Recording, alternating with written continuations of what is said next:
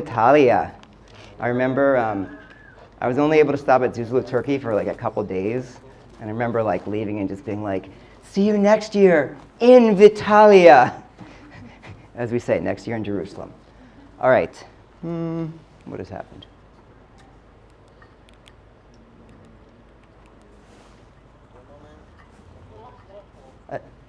Nice. OK. So I think enough people have seen this before, the version of the network state or one of the Zuzulus, that I'm just going to sort of speed run it and spend most of the time on questions. If you want the longer version, then there's this thing called the internet. So I got into this because 20 years ago, I was like, I want to live in some country, and the country I want to live in doesn't exist because nothing fits my values, and they're all run like shit. An example of how they're run like shit is that this is the largest and most powerful company in this whole government industry. Those are its profit margins. And it's actually in a kind of a sad conversation last night about someone who has been sent to jail recently for the crime of selling Bitcoin. And it reminds me that the worst companies in this industry are actually really, really bad. And here, I think, unlike many places, people understand that, not only is this done explicitly with like real skeletons, it's also done, governments are also murdering people en masse through things like the FDA, which creates massive piles of invisible skeletons, which are still statistically dead people. So, all right, what the fuck, dude? As maybe Dave would say. And so I started thinking about this, and I decided that what we need is startup countries. That the reason, unlike a lot of people who thought that the issue was like, maybe like we need, like the blue hats are in charge and we need like the red hats, or like maybe if we just get like the right person to run or whatever. And I think that that's all wrong. I think that if we look at government as an industry and we just say, what characteristics does this industry have? Just like we were investing in it or something. And it has these characteristics of a very high barrier to entry. Like the cost to start a new country, like it's not just high, it's undefined. Like there is no recognized process. Whereas I can start a new website with this laptop and nothing more. And then the cost of switching is super high. It's really difficult to move from one country to another. And so if you have an industry where it's hard for customers to change providers and basically nobody can start a new provider, that industry is not going to innovate. It's not going to serve its customers. And the fun thing about this is it's kind of an ideological, independent answer, and it suggests what we can do about it. One thing we see is in the wake of COVID and the rise of remote work, there's like increased competition between jurisdictions. You've got Portugal and Miami actually advertising for people. So we're seeing it play out in practice that the more mobile people are and the more easily they can switch jurisdictions, the more that jurisdictions have to compete for them. So then countries were not willing to play ball. This was 10 years before Honduras. So I started working on seasteading, trying to do this in the ocean. Cruise ships are these giant things that move all around and that people live in. I started this seasteading institute with funding from Peter Thiel. Videos. Can you play videos? If not, I can do it. I can just say it. This is an example of the cultural impact of seasteading.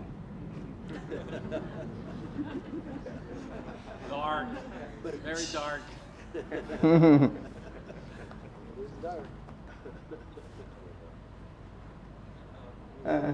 That's okay.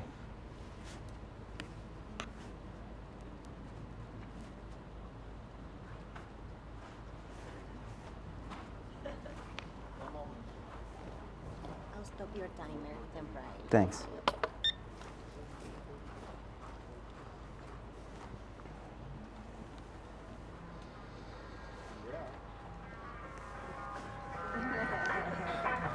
A little break, everyone.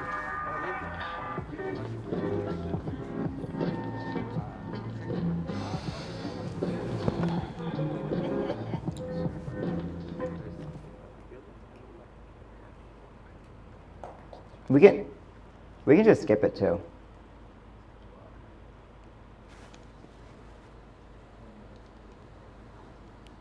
Okay.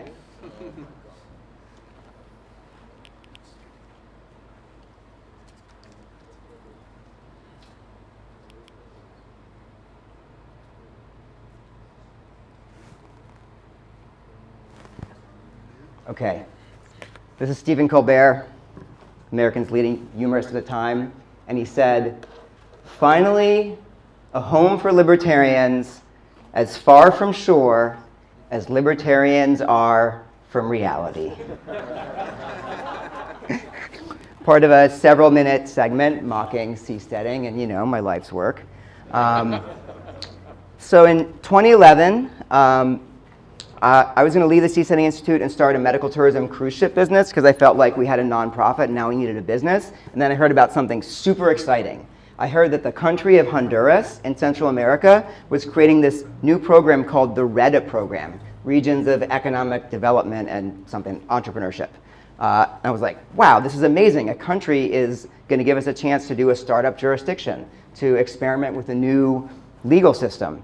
So I started the first, one of the first, I don't know, I usually say the first, but Michael Strong is here, and I don't know if he started his company before me or not. So one of the first Honduran Zeta companies, I worked with them for a year, had an MOU, but it turned out that the program was just not even close to ready to launch.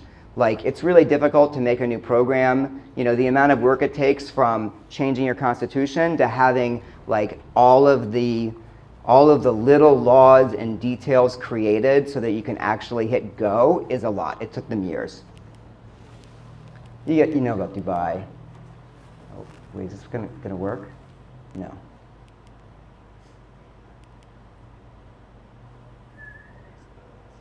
Bitcoin. It's the thing that happened. That's been a huge tailwind for this. So part of what enabled this stuff was that in the 2010s, crypto happened, and it gave all of this wealth to people who believed in making private, decentralized alternatives to the state, and for this specific topic of money. And then with DeFi for finance. And so private, decentralized alternatives to the entire state kind of makes sense. And so that's been a massive tailwind. Like at Pronomos Capital, I'd say the majority of dollars in my fund come from crypto people. So that's been absolutely massive. This is Prospera. That's my fund. These are our investors. These are videos that aren't going to play of our company's small farm cities in Etana. Okay. Good.